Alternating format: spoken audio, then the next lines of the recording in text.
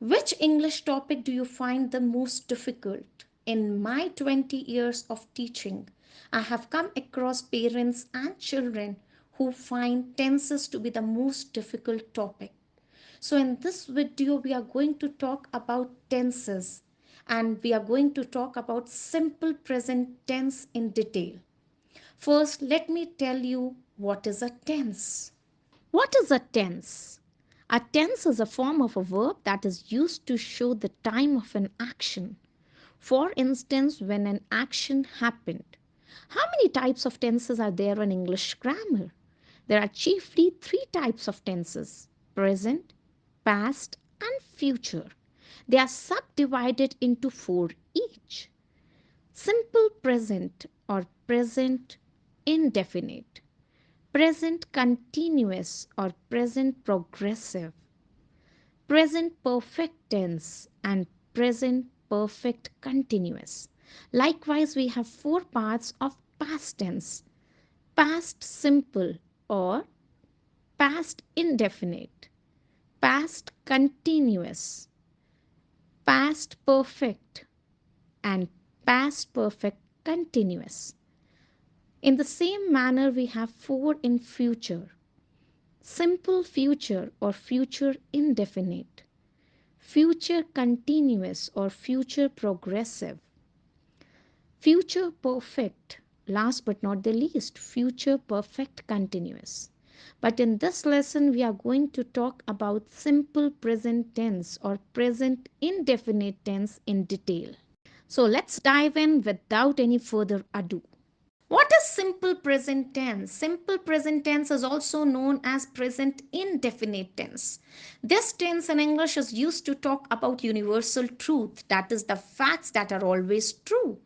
Routine work, things that we do on regular basis, it can be every day, weekly, monthly, annually, and so on. Last but not the least, it is used to depict habits. Habits are things that we repeatedly do. Let's look at the sentence structure of this first.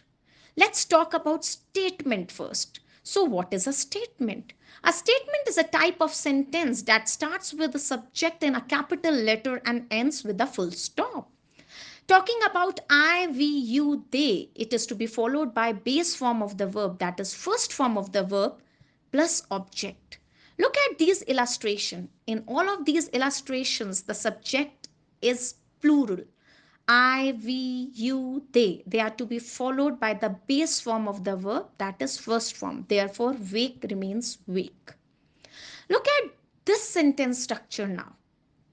When we talk about he, she, its singular subject, it is to be followed by base form of the verb plus ses plus object. Look at these illustrations now. In all of these illustrations, he, she, its, Seema, all of the subjects that are being talked are singular. That's why verb first form wake is used along with s to make it grammatically correct. Let's look at some more illustrations for better understanding. The sun rises in the east. Here, this is a fact. As we all know, sun is singular, therefore, s has been added to the base form of the verb rise and it becomes rises. Look at the second illustration. He goes to school by bus. This is a routine work. Here, the subject he is singular, therefore, go becomes goes. I do laundry every morning. In this, the subject is I, which is to be followed by the base form of the verb. Therefore, do remains do, and it's a routine work. She eats junk food on weekends. Here, the subject is she, which is singular. That's why S has been added to eat, and it's eats instead of eat, and this depicts habit. I listen to music at night.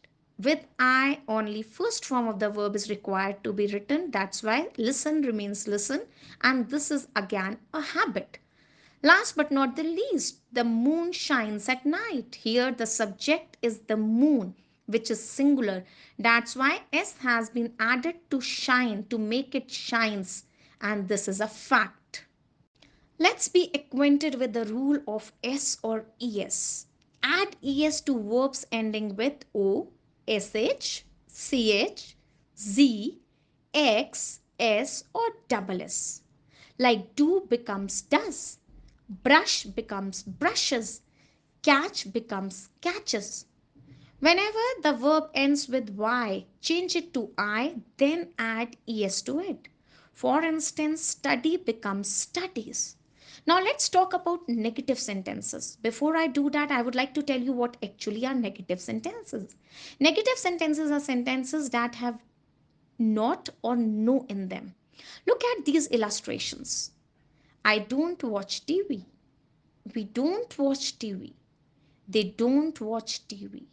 You don't watch TV. She doesn't watch TV. He doesn't watch TV. It doesn't watch TV. Look at the sentence structure now. I, we, you, they, and plural subject is to be followed by do plus not plus the object, whereas he, she, it, singular subjects are to be followed by does plus not plus the object. Do does is always to be followed by the base form of the verb, that is, eat remains eat, sleep remains sleep, watch remains watch. No s or es is to be added to the verb in case of negative sentences. Only the choice is to be made between do or does depending upon the subject. If the subject is singular, that is he, she, it, Seema, Ram, India, use does. On the contrary, if the subject is plural or it's I, we, you, they, use do. Do and does are always placed before the main verb. For instance, I don't eat non-veg. We don't watch match. Let's summarize. Here is the structure of negative sentences: subject plus do does plus base form plus object. We can use contracted or short form of do not as don't and does not as doesn't. For instance, he does not watch TV or he doesn't watch TV. She does not obey her parents or she doesn't obey her parents. They do not eat junk food or they don't eat junk food. Do and does are auxiliary verbs. They just have to be used in sentence formation and they do not have any specific meaning. Coming to the last one, that is interrogative sentences. What are interrogative sentences? Interrogative sentences are sentences that start with a helping verb and end with a question mark. So the question arises that what is the helping verb of simple present tense? It is either do or does. Look at these illustrations for better understanding. In all of these above illustrations, we use do. Why? Because the subject is I, we, you, they. So remember, with I, we, you, they or plural subject, the helping verb is do, which is to be followed by the base form of the verb. Now look at these illustrations. In all of these illustrations, we use does. But why? We use does with singular subjects or he, she, it.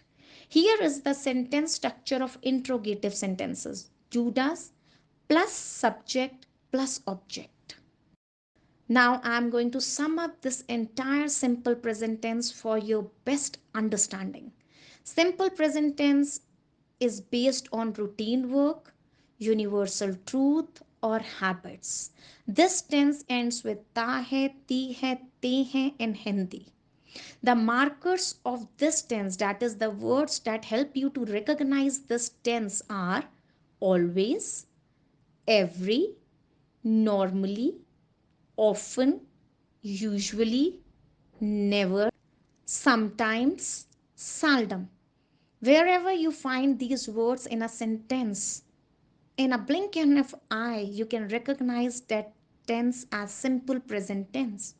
Now let's do an exercise for your better understanding. Fill in the blanks with correct option. He dash a fish every day. Catch or catches. He is the subject which is singular, which is to be followed by base form plus s or es. So catches is the correct answer. We dash football on weekends. Play or plays.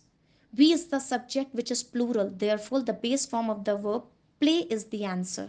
We play football on weekends. Sita dash fluent English. Speak or speaks? The subject here is Sita, which is singular, therefore, speaks is the correct option. Rita and Sham dash well. Dance or dances?